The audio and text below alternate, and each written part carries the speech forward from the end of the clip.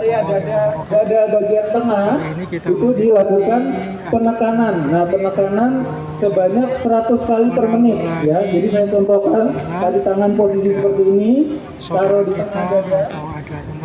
Ya, setelah taruh di tengah dada, maka lakukan pijat tadi secepatan 100 kali per menit. Ini yang harus dilakukan. Ya, dengan tangan lurus ya, jadi bahu yang bergerak, jadi bahu yang menumpu untuk memberikan kompresi pijat jantung pada pasien atau korban yang tidak sadar ya. Nah, kita lakukan kompresi ini secara terus-menerus sampai capek ya. Kalau capek maka kita harus minta bergantian dengan orang lain ya, terus dilakukan sampai misalnya pasien itu atau korbannya ada respon. Nah, nanti kalau misalnya kita sudah melakukan kompresi seperti ini kemudian respon bangun, nah baru kita evaluasi lagi. Kalau misalnya sudah sadar, maka kita lakukan posisi dia berbaring miring ke kanan atau berbaring miring ke kiri. Tujuannya agar tidak terjadi cairan dari mulut masuk ke dalam paru-paru. Ya, jadi itu pertolongan pertama yang bisa dilakukan pada orang yang mengalami tidak sadar, yang kemungkinan bisa akibatkan oleh henti jantung. Nah, di sini sudah dilakukan ada beberapa manekin ya dengan instrukturnya masing-masing. Monggo dicoba bagaimana cara melakukan pijat jantung tadi ya. Nanti saya juga akan menyebar ke sana untuk melihat bapak-bapak dan ibu sekalian. Ya, terima kasih. Monggo kita ikuti saudaraku. Kayaknya kita harus turun deh Mas, biar bisa lihat langsung ya. Dari praktek langsung ya, dari rumah sakit, pemandu dari rumah sakit ya, seperti ini.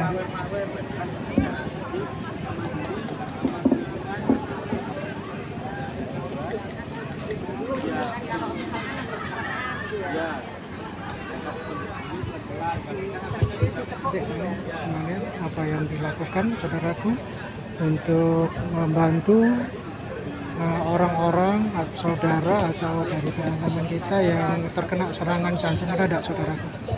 Apa yang dilakukan, apa yang mereka dilakukan? Pak tidak ada respon, jika tidak ada respon maka akan dipijat jantung. Caranya adalah ya tangannya yang kiri seperti ini, yang kanan di atasnya. Yang digunakan untuk menekan adalah bahu, bukan tangan. Kalau yang digunakan tangan seperti ini, maka akan capek. Ya, jadi bapak-bapak, ibu-ibu, bantuan hidup maka akan lebih kuat. Bantuan hidup dasar ini sangat dapat menyelamatkan jiwa ya, karena henti. Bagian tengah lurus dengan payudara ini ya. Yang ditekan. Ya. Lihat dulu bagian tengah, terus lalu dada dengan payudara. Ya. Yang digerakkan adalah ada beberapa saudaraku yang untuk praktek langsung ya, untuk saudara kita yang sedang mengalami serangan mendadak penyakit jantung ya. Nanti ini adalah praktek langsung saudaraku ya.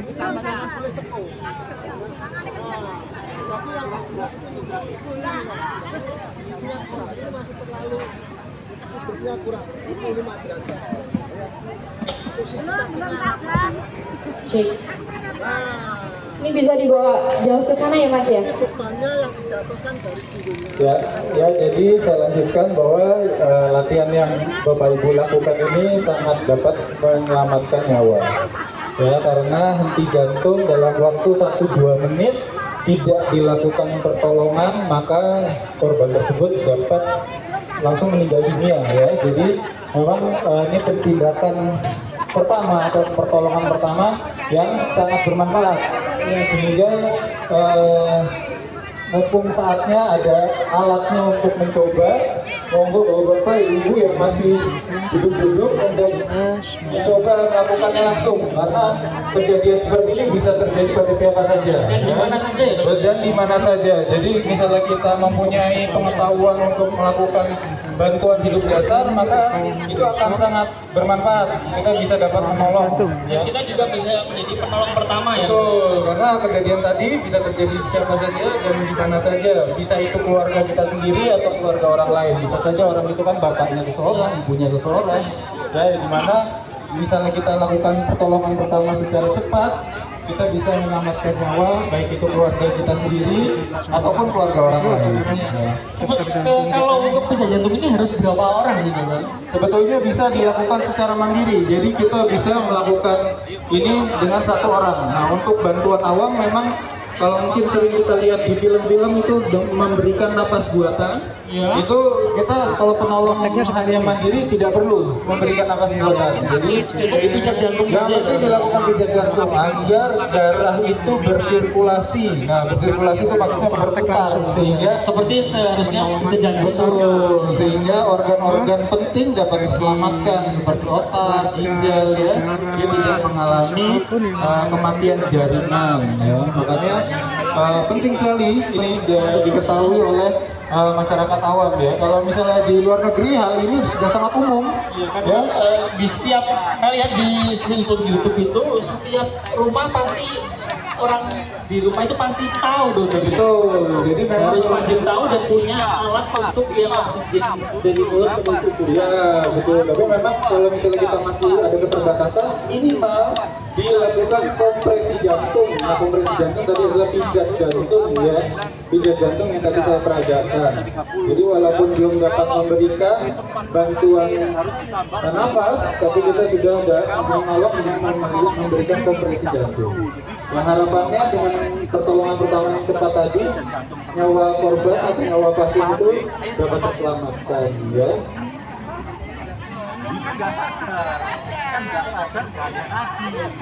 Ya, dan kita mempunyai door prize ya mas.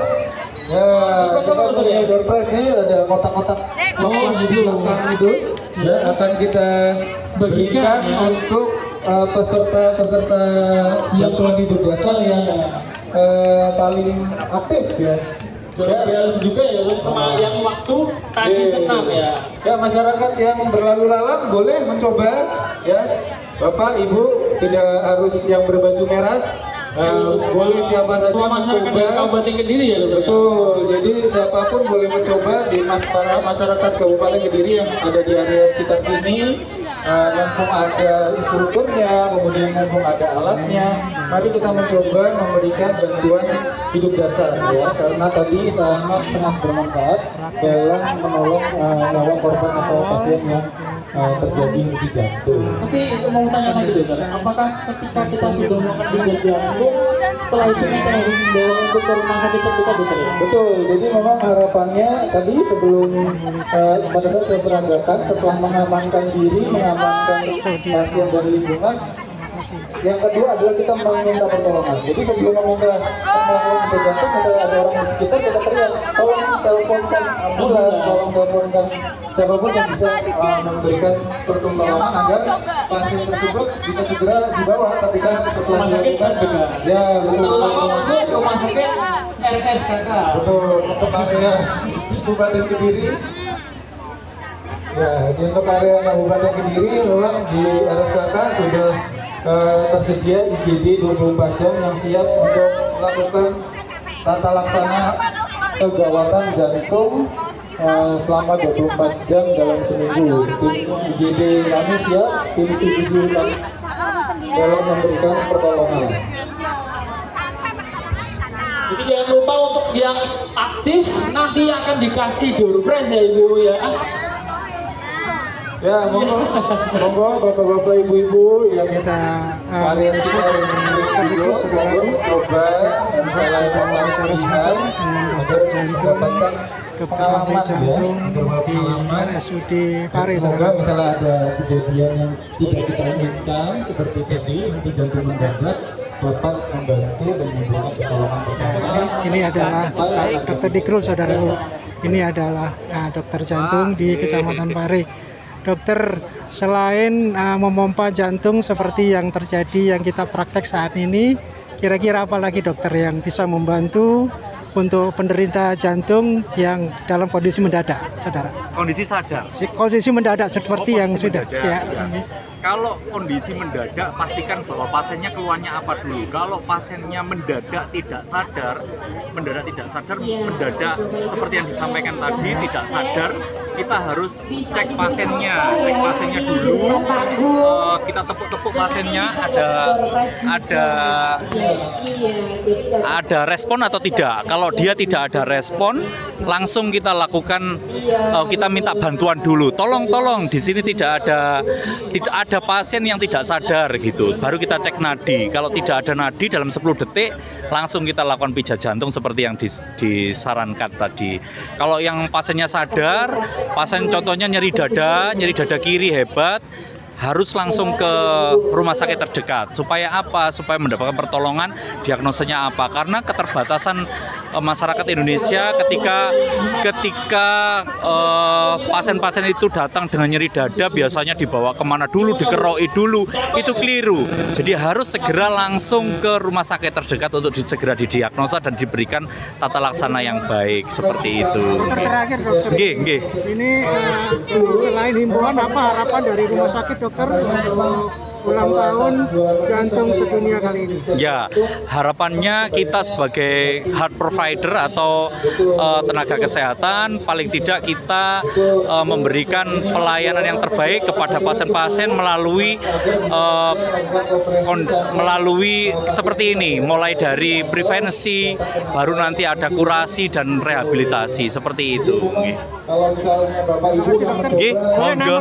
Oke, nama saya Dr. Muhammad Zikrul Haq, spesialis jantung dan pembuluh darah RSUD Kabupaten Kediri. Nggih. Saudaraku, kita tutup dulu untuk tayangan kali ini yang sangat berguna sekali untuk memelihara jantung kita dan juga untuk mengatasi bila terjadi kondisi emergensi pada serangan jantung yang mendadak ketika mengalami seperti itu. Terima kasih. Kita tutup kembali, saudaraku. Wassalamualaikum warahmatullahi wabarakatuh.